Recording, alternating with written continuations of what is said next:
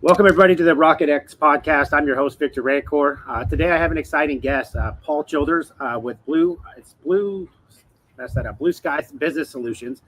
He's an expert in business credit and really helping you how to build credit and also how to really guide you through the navigation of business credit and growing it. And I know this is something that's a very big topic for a lot of my clients, a lot of people that are going to be viewing this podcast, and really trying to figure out where to start, right? Because I work with a lot of startups. I work with a lot of contractors that have maybe taken some bad loans, and I've taken bad loans in the past. And I think this podcast is really going to enlighten us a little bit on that, things we should do, things that we shouldn't do. But Paul, man, I'm excited to have you on the show.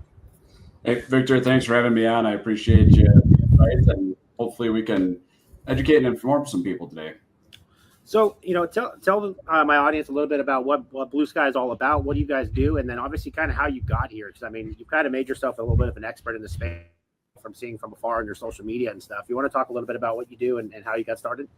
Yeah, absolutely. So Blue Sky Business Solutions came about through a lot of experience just in the commercial lending space from my time in automotive, doing fleet deals, fleet loans, coming across, clients and customers that, you would have similar clients and businesses that would get approved on actual commercial loans. A week later, you would have the exact same business come in, almost identical revenue, and they would get approved only on a personal loan. And, that kind of started out like my curiosity of, well, why are there differences in what approvals for? How do they get these approvals? How do we qualify them for them? And so that kind of led me down a rabbit hole to start really working with companies like Allied, or led me down into bigger manufacturers, OEMs like John Deere, Case, etc. And we started teaching owners at our dealership how to do all this stuff, to be able to qualify for commercial loans. So that's really kind of what led me into this. But Blue Sky really helps business owners identify where their credit issues are, because we still need to have good personal credit too, right? Like that, no matter what we do, our personal credit still has to be decent and protected. But a lot of times what we see is that business owners use that when they're starting up their business and don't put enough of it onto their actual business to carry, so their personal credit takes a hit, right? Poor experiences, poor no pay, credit cards, bad loans, all that kind of stuff ends up hurting our personal credit. So when we started Blue Sky, when I started Blue Sky, I should say, one of the identifying areas that I found with this was like business owners just don't know what they don't know. We don't know the sources to go to all the time to be able to build business credit. A lot of business owners I still talk to don't even know what business credit is or how it's different from personal credit.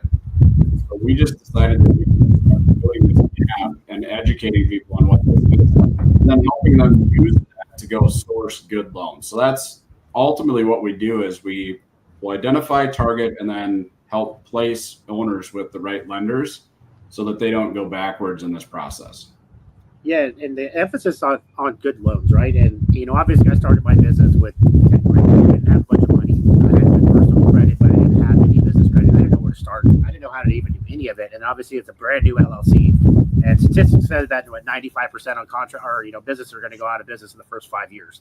So when you first start out, most banks don't want to work with you, right? Not the good loans. You have to use your personal credit to kind of leverage a little stuff when you're starting out.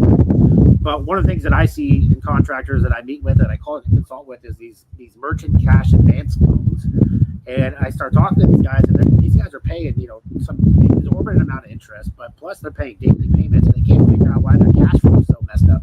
Yep. You want to talk a little bit about these predatory loans and some stuff that you're seeing with some of your contractors? I think you're talking before that you had a contractor at a 66% interest they're paying, something like that.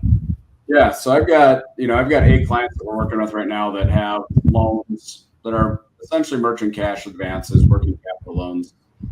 These ones were sold as simple lines of credit with compounding monthly interest. So they had like a 4.85% monthly compounding interest. What they weren't told, or what law is in control of, is that if you don't pay those loans off the month, they end up compounding to the point where you get 12 to 18 months in, and you're at 60% interest all of a sudden, right? That's not really a manageable number.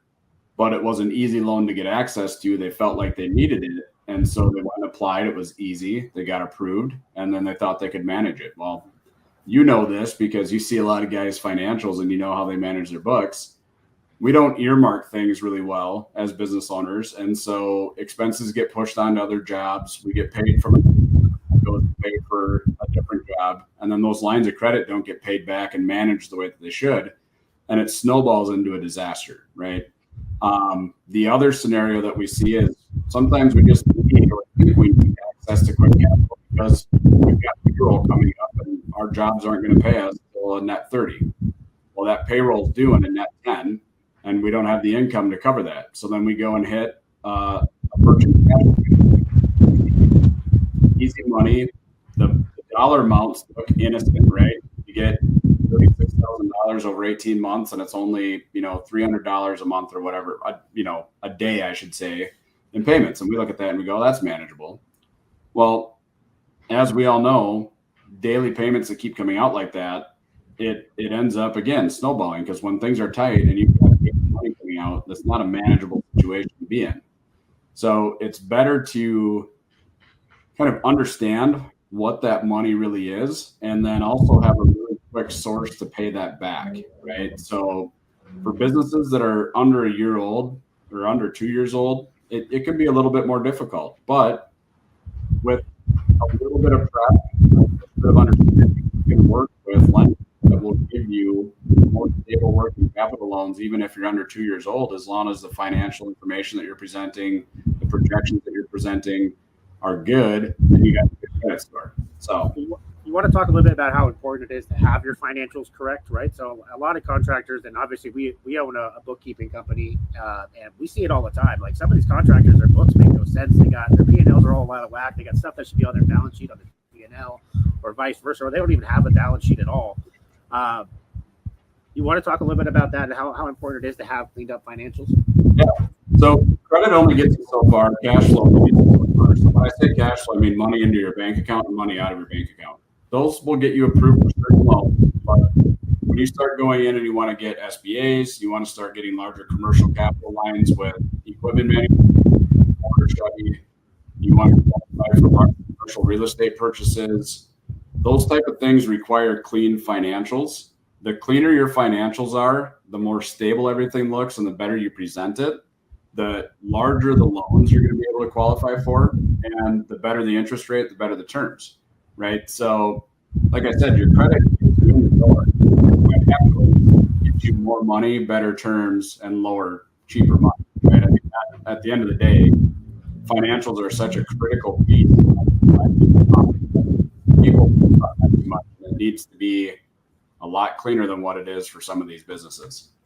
Well, the other thing I talk about with my contractors is some of these guys, they try to grow too fast too in the startup. So in a startup, when they, got to see what a bank sees a volatile company, and even a volatile could be a growing too fast company, right? Mm-hmm. And they see these kind of things, and a lot of guys don't realize how important it is almost to start out like not overly crazy, right? Make sure the financials are good, make sure you're in the profits. Don't try to hit the gas too early, because you're going to need credit before you, if you try to get to that $5, the $10, $20 million level, if you don't have credit in place, you're going to have a hard time growing, right? Obviously, as you scale, I got to a point where we're doing 16, 20 jobs a day, right? And I got to pay all that equipment costs. I got to pay for all that stuff. So I got to have a big line of credit, because otherwise I would just kill my cash flow. If every day I had to pay $18,000, and it takes sometimes it takes 3-4 days to get paid on some of these jobs.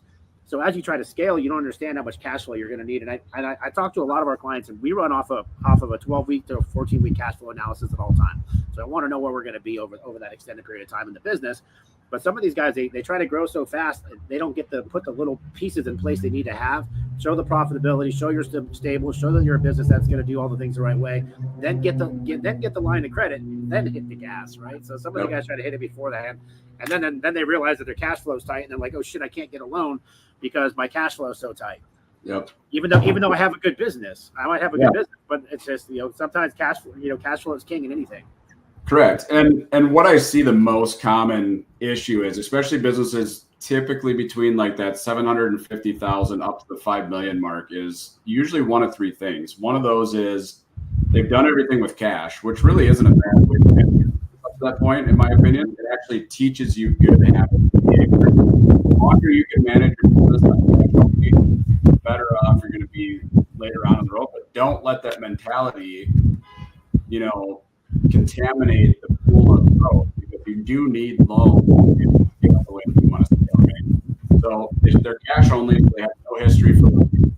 When they go to get a loan, there's nothing there to support that they're actually capable of paying back a loan, right?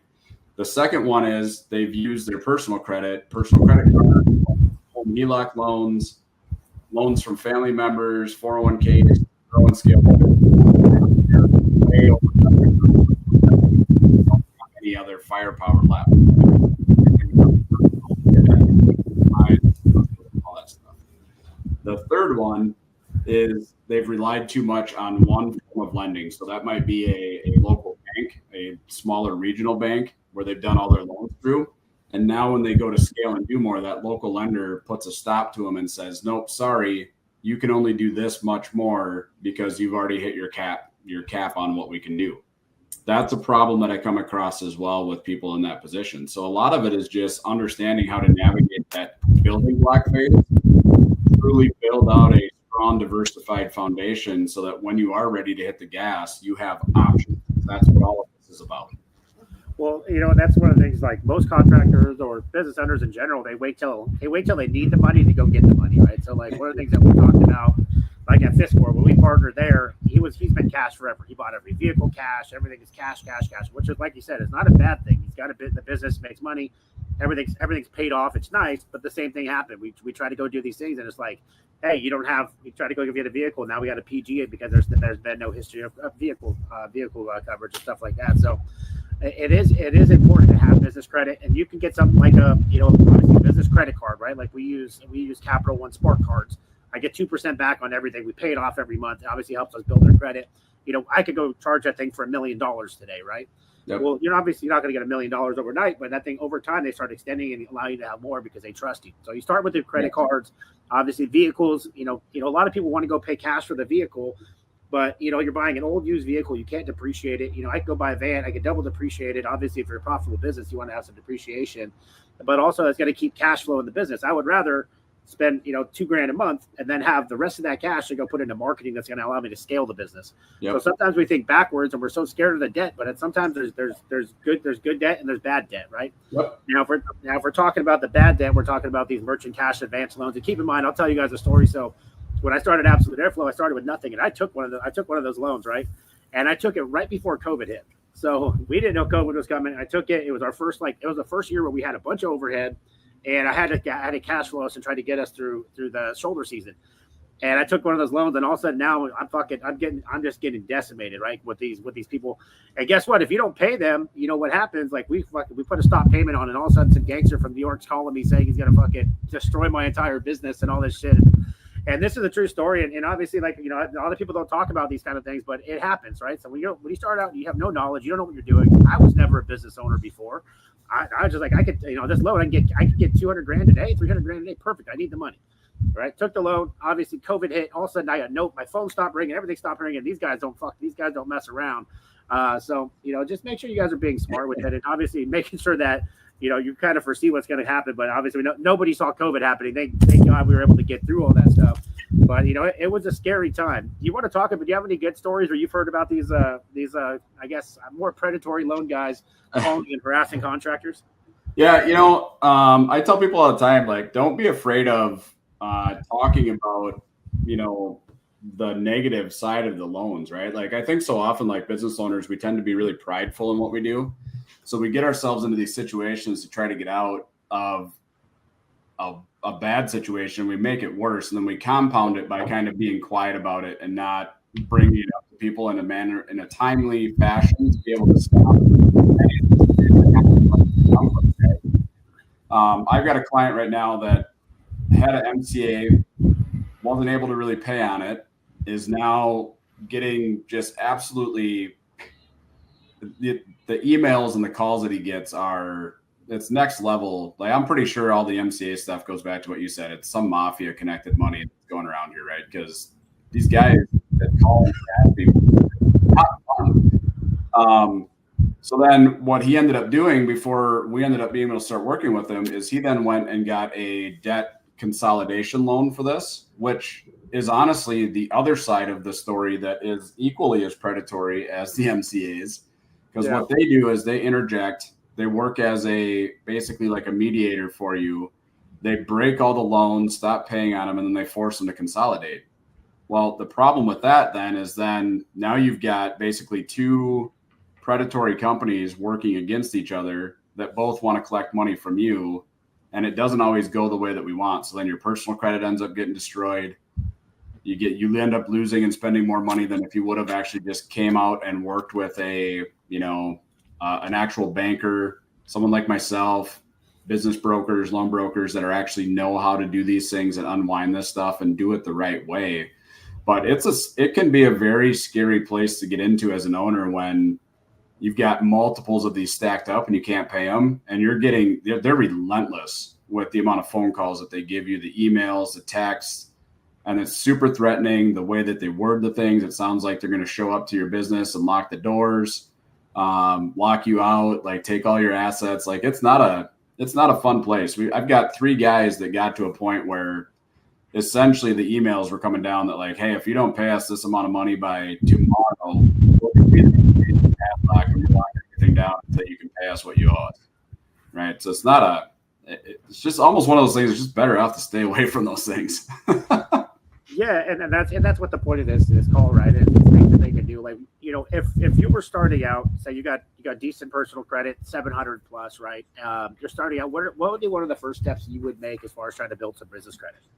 Yeah, first and foremost, I always look at your supplier accounts that you have, right? So suppliers are some of the best ways to build up initial lines of credit as a new company. Now, granted, that takes a little bit of time and a little bit of relationship side of things, but a good credit score will get you some decent initial credit terms with them.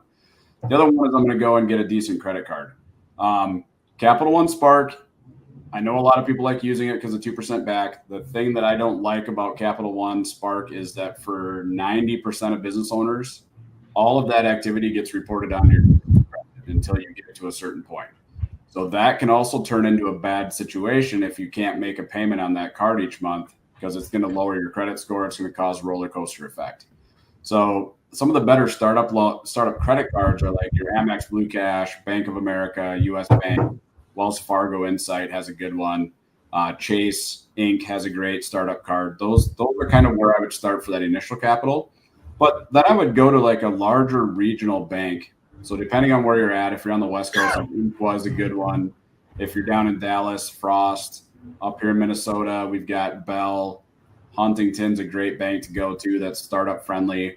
And I would actually go in and present a business plan to them with projections and a good credit score.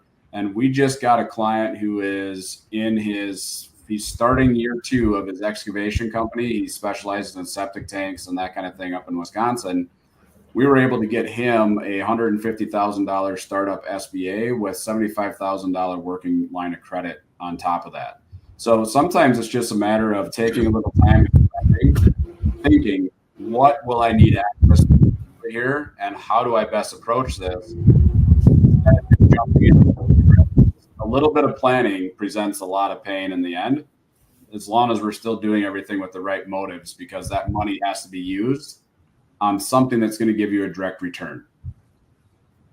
No, 100%. And I think that's one of the things that we have to make sure we're also being smart with with that money too. Like, obviously when you get these lines of credit, you get all this stuff, like how quickly you pay it back. So like if I got a credit card today, I would try to pay it off immediately. Every time I make a purchase, I'm trying to pay it off. Especially when you're first starting out, just showing that you can pay those payments back.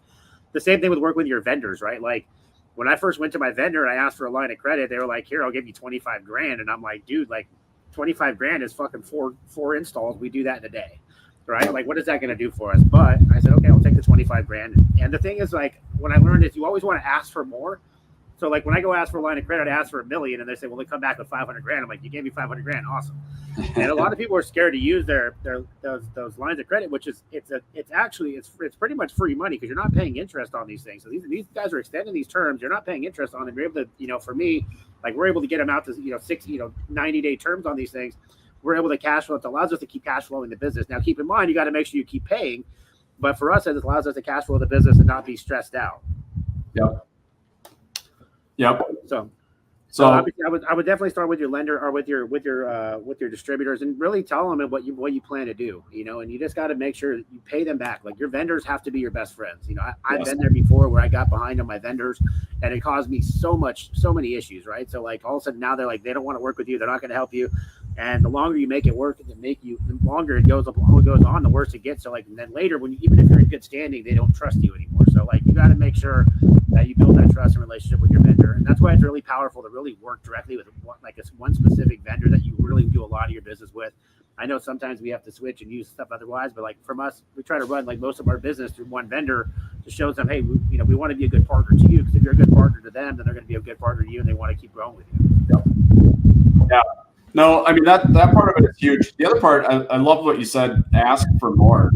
Like, a lot of times what I find with clients is like when we start working with them, they're like, man, my credit card company capped me at this. I'm like, well, when's the last time you went back and asked them for an increase? And they're like, well, I never have.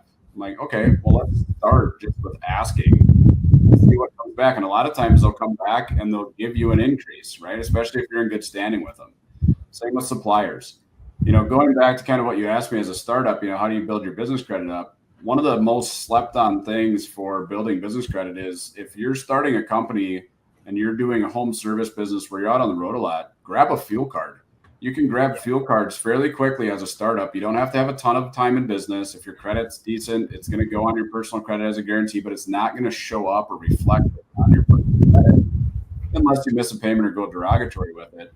But that combined with supplier accounts can be really great ways to kind of build your business credit from scratch. And fuel cards are a great way to help manage cash flow so that you're not always hitting your debit card up and filling that cash in your account. You can extend those terms out a little bit longer just to keep things churning and moving. So don't sleep on those either. Like, that's a great way to do it. And then as you build your credit up, you get access to things like Bill and Divvy and Ramp cards. And those are also good cards that don't require your personal credit to be used to be able to give those to your team members when they're out doing things that aren't directly tied to you. No, 100%. And the other thing, like for us, even, I know vehicles is always a hard thing, right? And like for us, like, a lot of times people want to go get a vehicle and they got to go, the whole process kind of sucks. But like for us, like when you build up the business credit, like for me, like I go to Ford today and I say, I want 10 trucks. They just give me 10 trucks. I have a line of credit. We can get it out. We can get the vehicles done right away. I don't have to put any money down. It's already taken care of, but that's because we put in that time and effort to build all that stuff up. So, Paul, I know you're going to be out here in California in a couple of weeks. We have our Profit is Sanity event, April 10th and 11th. What are some of the things that, when our guests are here, what are some of the things you really want them to ask you, or things that they should maybe bring that would be able to give you some information to help them? Because obviously the event's more like a workshop. You're going to be speaking and stuff too, but there's more of a workshop building. So I want to know, like, what are some things they can bring, or some things that they can put on paper beforehand, so you can kind of give them an idea where they stand. Yeah. So, a couple of things that I always say is, if you don't know what your business credit score is or where you're sitting, it's probably worth going out and getting a report on yourself so that you know exactly what is out there on you, right? So if people want to reach out to me ahead of time that are going to be there, they can definitely do that. I'll put my information in this podcast and this information. We pull business credit reports for people all the time for free. That's just part of our services, because I think education is so important for that side of things. The other things that I think that is good for a business owner to work with or bring along is, who are all the vendors that you're working with? Who are all the expense cards that you're using? Do you have a fuel card? What business credit card are you using? Because not all business credit cards report to the business bureaus. That's an important thing to know and understand. Who are you lending through? Where are your vehicles loaned through? Are you renting vehicles, and is the place that you're renting through, are they reporting that rental payment every month to the business bureaus? If they're not, that might not be a great source to use. If you've done a lease with a dollar buyout through a company, are they reporting that as well? The amount of companies that do these things, that do leases and rents, that don't report to the business bureaus, in my opinion, is it's almost kind of an insult to business owners, because it loses such a large builder of not only business credit, but also comparable debt for you to build on when that stuff doesn't get reported. So you're actually hurting yourself by going through certain sources. So know who those sources are, know where they're reporting, email them and ask them, are you reporting this? Does this report to the business bureaus? Get that information ahead of time. And then when we're out at this conference and we're going through things, I love interactive sets, right? When I'm up on stage, I love questions because not everybody has the same question, and it gives them opportunities in a different business opportunities, different supplier accounts, different ways of things. But then you can ask these questions on stage. Hey, if this is fun. You're not recording. Are there ways that I can shift this in order to happy with me? What does it mean? How can it help benefit? How can I get into bigger contracts with it? Can it lower your insurance premiums? Absolutely it can, right? So like there's just a lot of that kind of stuff that if you come prepped with who your suppliers are, what your credit cards are, where your loans are through, what do your financials look like, reports up there on a PowerPoint that I'm doing that will look at what's actually on the credit reports and what do lenders actually look at these things. So just any of that information that you have. Hey, I've been denied for a loan and I had a good business credit.